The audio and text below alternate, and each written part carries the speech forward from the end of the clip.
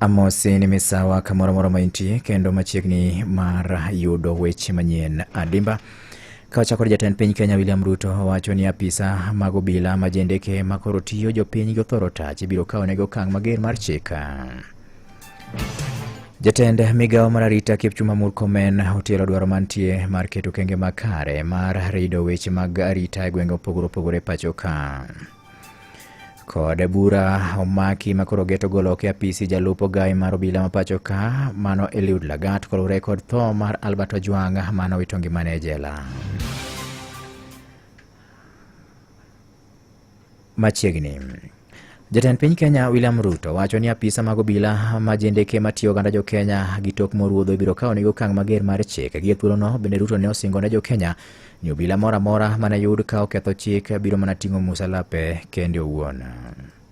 Let me also commit every policeman and woman as they discharge the noble duty of protecting the lives of Kenyans and their property. They are adequately covered by insurance. We will equally protect citizens from rogue police officers and make sure that we hold them to account so that we can have a nation that is based on the rule of law, where everybody is serving under the rule of law.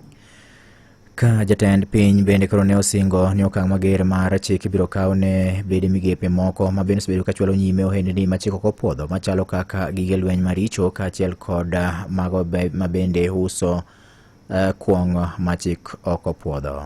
Kenya has consistently championed the adoption of strong and universal frameworks in arms control. Consequently, we are actively considering the ratification of global treaties such as the Arms Trade Treaty, which seeks to regulate international trade in conventional arms and prevent their illicit diversion and misuse. Accordingly, I ask the relevant state departments and agencies to begin the necessary processes and establish modalities for Kenya to sign all relevant arms control treaties that align with our national interest and security imperatives.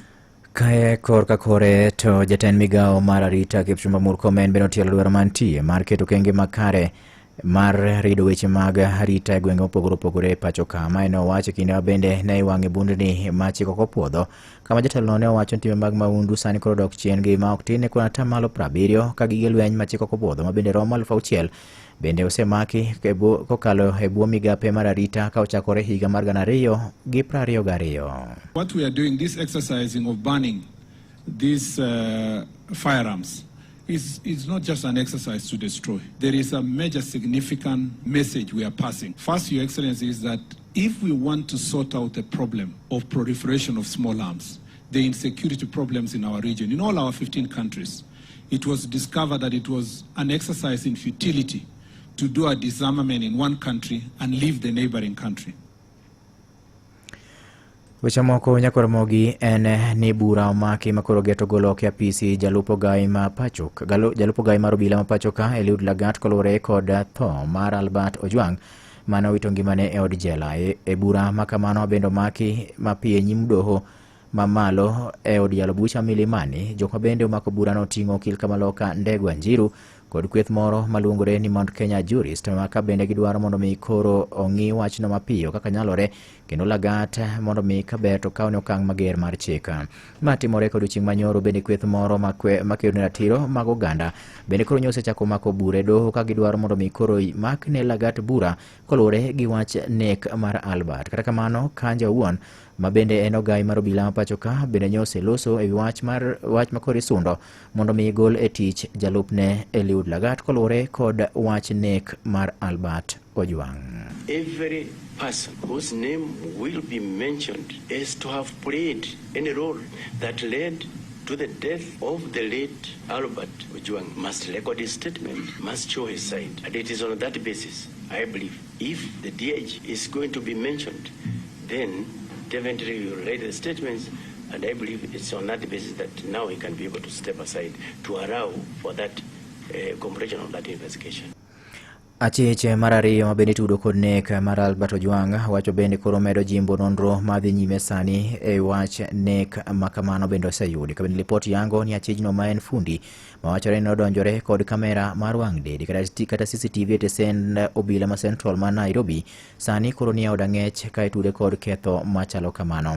Achijno itudo kod wach mar nekelo chochni e kamera mag wang' dedi go wachore ni ne ochule omenda moro matin maromo siling 3,000 mondo mi koro ne otim mano mar lalo neno ma bende nyiso ka Ojwang ne ogoma wito ngimane e od ang'ech kanyo koso oyo. Duol ma ochung'ne nono tije mag obila e pacho ka IPOA kokalo kuom nonro magi ne giwacho ni koro bedo ni matek mondo mi gitim nonro koluwore ni ne onge kod picha mag wang' dedi kata CCTV mane nyalo konyogi chwalo nonro makamano ahinya to picha mag CCTV mane gidwaro kowuok e apis OCS ma tesend obila ma Central. Komachielo en ni duol mar riwruok mar okinde Thuruka kata Law Society of Kenya orido apedha mar kolo oko jogo bende tiayo chenro mag weche mag chike ataro mag chike mapachoka. Apedha bende ne okelo meko mar survey moro mayudore e kaunti ma Siaya masani koro ne olokore kendo tiyo tije mag okil.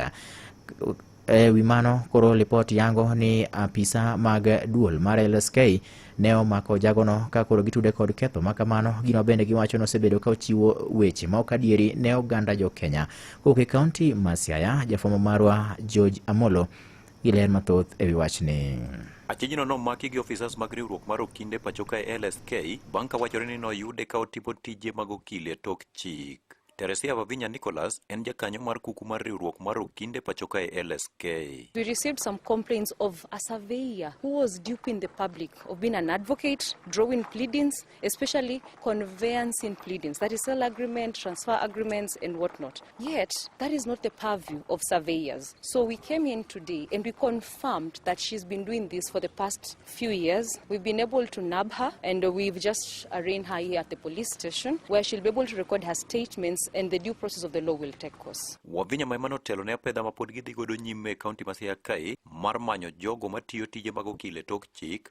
Kuom mano kwayo jopiny mondo kinde duto tem neno ni gitiyo gi okinde mopuodhi ka okinde bende okwayo mondo kik yie ji makamago mondo keth nying-gi. We want to urge members of the public, please, when you're going to seek for legal representation to an advocate, confirm that your advocate is a licensed advocate. Secondly, to our members of the Law Society of Kenya, it is unfortunate that we have also discovered you are actually harboring these masqueraders. Why are we allowing these people to infiltrate our profession by our own selves? I'm calling upon you, members of the Law Society of Kenya, myself included, let us stand vigilant and safeguard our profession so that we be able to ensure the publics are not going to be duped by these masqueraders who are taking their money, who are stealing from them, and who are above all tarnishing the name of advocates. Notene gi jakom riwruok mar okinde e Imbo ma Kenya Grace Otieno ma oywak ni mond liete emosebedo ka yudo lal mathoth e lwet jogo ma wuondore ni gin okinde. Wasebedo ka wayudo ripode ma ikelo gi jogo ma odak Siaya County ni nitiere jogo ma wuondore kako kinde giyawo offices kendo gisebet ka giloso otese modok sana korka weche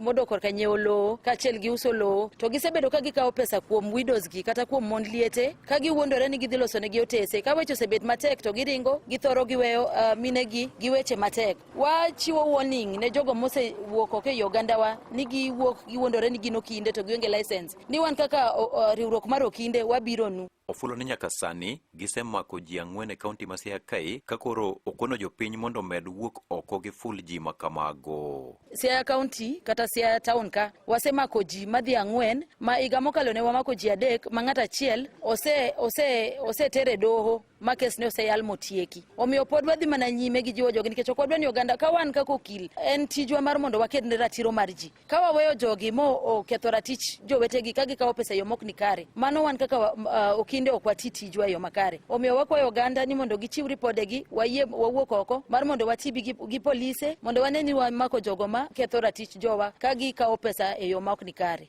Ne Radio Ramogi e kaunti ma Siaya, an George Amolo. Kaluwore nyako Ramogi kod wach bura momaki makoro geto golo ke apisi jalupo gai mar obila ma Thuruka mane Eliud Lagat kaluwore kod tho mar Albert Ojwang mabende ne otimore e jela. En ni koro bura makamano omaka mapiyo kod bede migepe mopogore opogore kaka ileronwa gi jafwambo marwa e kaunti ma Nairobi Eric Owenga. Koro liet mar golo e tich jalup jatend obila ma Thurka Lagat koro medre mokalo Thurka ma eri toko okil Ndegwa telo ne jomamoko 5 tero kwayo doho mamalo mar mondo ochunge e tich. Meshak Opiyo ma en wuon Albert Ojwang, Wiper Patriotic Front, duond bura mar Democratic Party of Kenya, duond bura mar Democracy for Citizen Party, mamende tele kod jatend piny machon Rigathi Gachagua, Mount Kenya Jurist, gin moko mabende nie burano madwaro ni Lagat nyaka koro sani ochunge tich. Kwayo margi giwacho ni Lagat kaka ogwe tao kata ok ogole e tich to biro bedo kodonjore kod nonro madhi nyime ma bende gie sani itimo mondo ng'e gima ne otimo Ojwang.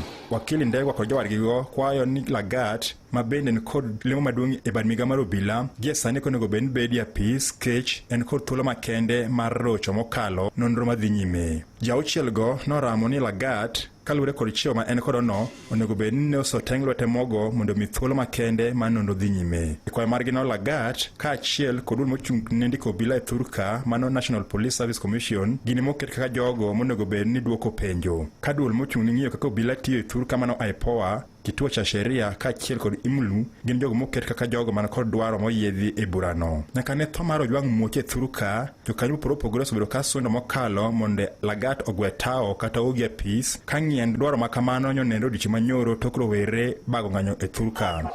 Nere Ramogi, an Eric Owenga. Nyakwaro Mogajwang', weche gi medo biro ni kamoro moro ma intie kokalo nyakalondo mari mihero mar Ramogi. Imedo winjo weche manyien gi Vincent Otieno. Gikone to koro Odialo Buche wa Milimani opuodho bura bende ne ochwal gi ji 4 makoro kedne ratiro mag oganda madwaro mondo mi koro kaw okang' ne jalupo gai mar obila ma Thurka Eliud Lagat kolure kod tho mar Albert Ojwang'. Doho koro biro chiwo ler ewi kaka koro ibiro ta burano ma ibiro winji aruya mokalo ka winjo burano biro bedo tarik 16 dwe mar 6 higani. Jafwambo marwa Georgia Oko ne oloso achiel kachiel gi moko kuom jogo makendo ratiro mag oganda kendo ma e twak ma bende ne obedogo ka olure kod wachno. Machiegni ahinya e nyakalondo mar Ramogi chaknwane gi nyingi wang'eni to in ng'a?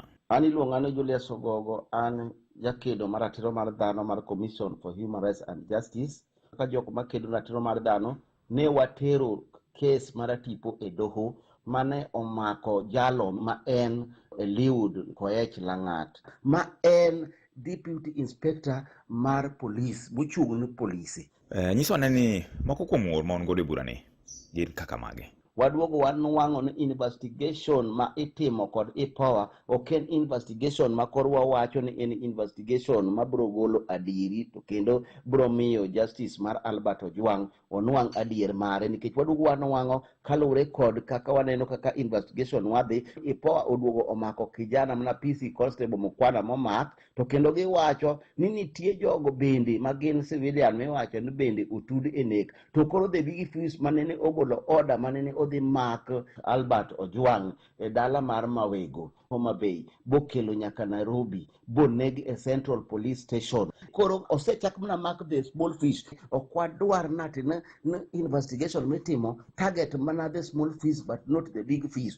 Wan momane momi watero case e do. To kaka jago makedo na tich oganda, ang'o ma dihero wacho wi ng'anyo mane obagi nyoro e boma ma Nairobi?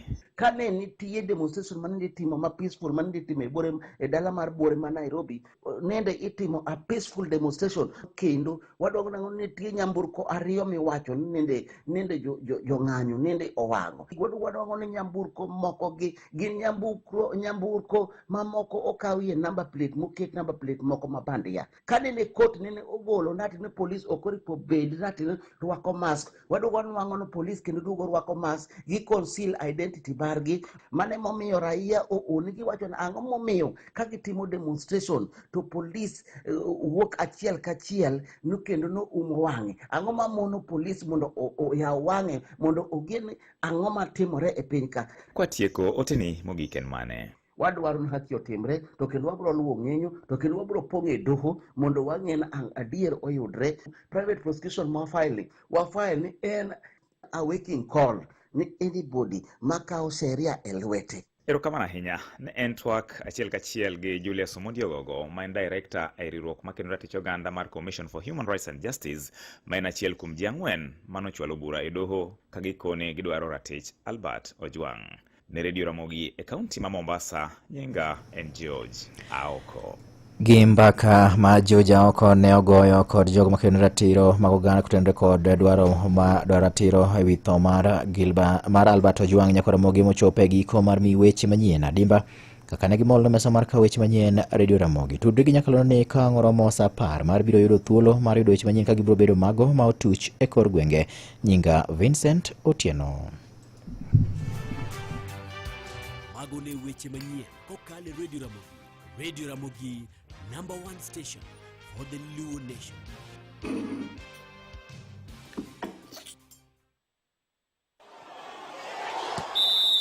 Weche tuke e Radio Ramogi. Weche mag tuke en ni tuke mag laro kombe mar Lawi Jaoko tournament ka chung' od bura manyatike duogo kendo giko dirani kama timbe dhi rakore wards mopogore opogore. Moko kuom tuke go midhigo odiechieng' makiny oriwo mago midhigo e ward ma Muhuru e paw tuke ma Migingo kama Mikongo dhi rado gi tim mar Bonyeza eka Otoboneka gi Nyabomo kaachiel kod Legend to rakore gi tim mar Customs e paw tuke ma Kuja e wi North Kadem kanyo Kuja rado god Modi kaeto Kobado gi Nyakweri bende rado eka Ketwang'i rado gi Kakelo to Lakeside rado gi Lwala ka Oula dhi rado gi Ong'enya. Komachielo bende e paw tuke mar Riat Kanyasa Woda Ungoe dhi rakore gi tim mar Opea kaeto Riat rakore gi Pedo Ojawa gi Ng'ira kaeto Jangoe agi Katara to Kumo tugo gi Obware kaeto Adumo piem gi Luanda. Tuke midhigo Kanga Stadium e ward ma Kaler gin kaka mano madhi bedo e kind Pamba to gi Aego, Sagenya to gi Ochuna kaeto Kisara rado gi Nyamitha. Kawadhi weche mamoko bende ni jang'wech mar Kenya Faith Cherotich kuom thuolo mar 2 noloyo jang'wech mawuok e piny Bahrain Yavi Mutile mawuok e piny Nero mar Bahrain ma en nya Kenya manoloko nyinge to dhi obedo nyar Bahrain e tuke mag Diamond League manotimore Oslo, Norway otieno mokalo. Cherotich ma jahigni 20 noringo kuom dakika 9 sekend 2.6 moloyo tielo nieri. Yavi ma en jaloch mar Olympic notieko e thuolo mar 2 bang' ringo kuom dakika 9 sekend 2.76. Thuolo mar adek nodhi ne ja Tunisia Marwa Buzani. Loch ma Cherotich modiechieng' manyoro omiye mijing'o mokalo motelo ne tuke mag piny mangima madhi timore Tokyo, Japan ma bende biro timore Septemba 13 nyaka 21 higani. Komachielo bende ni jaloyo ma tim Tusker Ryan Wesley Ogam wacho ni en gi geno ni duogo mare e tugo kata kobedo nodong' tuke 2 kende to lig rumo nyalo miye Golden Boot e season ni. Ogam nodhi e bero mar tiende e dwe mar 2 kano oselo gonde 15 kendo ne en mbele ne jotugo duto e kwan mar gonde moselo. Kata kamano noyudo ng'ikruok mochuno jatugo Moses Shuma mar Kakamega Homeboys to gi Emmanuel Osoro mar Talanta FC kale ka koro gimbipo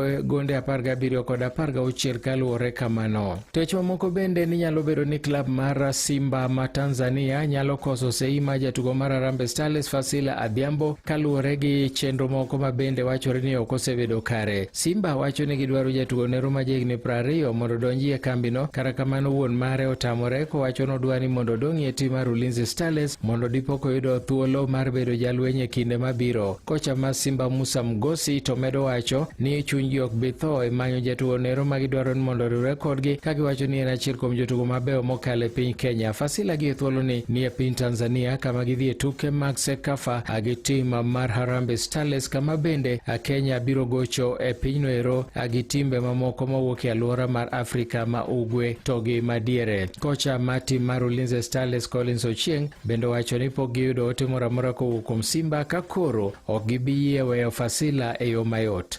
Fasila hiyo nimesikia kwako, sijasikia hakuna communication yote imetoka kwa hiyo team. Nimesikia kwako na pia siwezi ongelea vitu zinahusu mchezaji wetu, so kitu yote kuhusu mambo yake ya uhamisho yote sijasikia, siwezi zungumzia, lakini mchezaji ambayo tuwezi wachilia. Mbona tuwachilie mchezaji wetu? Tuwezi wachilia mchezaji wetu. Mchezaji amechangia kwa matokeo yetu mema, amechangia pale pakubwa sana. Ni mchezaji pia mwenye kila siku anaendelea akielimika zaidi, anaendelea kiimprove, so mchezaji ametupea matokeo mzuri sana. Magi weche tuke an Milton Ochieng. Awinjo weche tuke ge Milton Ochieng e Radio Ramogi kar chuny jaluo. Radio Ramogi kar chuny jaluo. Ramogi manone kacha Milton Ochieng kod weche magutuke kacha ka weche manyino mi kod Vincent Otieno chenro mose kala ka indinyo kod Ramogi ne kod Ruth Nyajimo Nyongo kacha okel ni chon makare ne gisomo number plate mandege gi malo akamlo kamoro kacha iluongo ni Maramogi Radio iluongo kacha ni Pamela Ngala akalo kanyo aneno ka Pamela Ngala Pamela Mangla winje kaja kisomo ndege gi malo. Anyway, mano kaka en kamanyo kwa Ramogi gi thuolo machalo kamagi koro en sa abirio agitaka Prarios ka en Friday edition and the studio ni kwenkwen is me myself and I K Ralph the Suban is okay gi matino welcome in mari wonya chula nyise ne babrozi sukumas nyaka angrom sa apar inshallah skachomo komora mara mentie ka rhythms manake vitu nyere vitanguka alafu bana utakuwa na nice vinaste kaka wone nyeni it's a weekend chakore kama ilongo ni wachika poyo rothomo kama Elefandra amane ajes kokamanu Wilber machulo gowi akunga chula ni gowi mansiri kandi gowi kabika chaki naste sana amane ajes Binjari mtokni kata boda wan kod wach maber ni in sani koro nitie platform manyien mayangi kendo chulo kindani ma isebedo ka itimo machiegni ewigo wagendere pewa wayangi kendo wachulo tiji matek misiko itimo mondo iriri kodwa kawuono gima itimo yot mokalo bedo na kod obok mag PSV license good conduct, insurance mopuodhi, ID kod logbook mari. Wabiro pudhi monge chiedhi nadi moro amora. Riemb seche ma idwaro kendo yud commission kaka driver maber. Download Wigo app kawuono e Google Play Store kata App Store. Benyalo ndiko ote machuok ni Wigo kasto iro namba mar 20425. Wigo. Yeah, we go.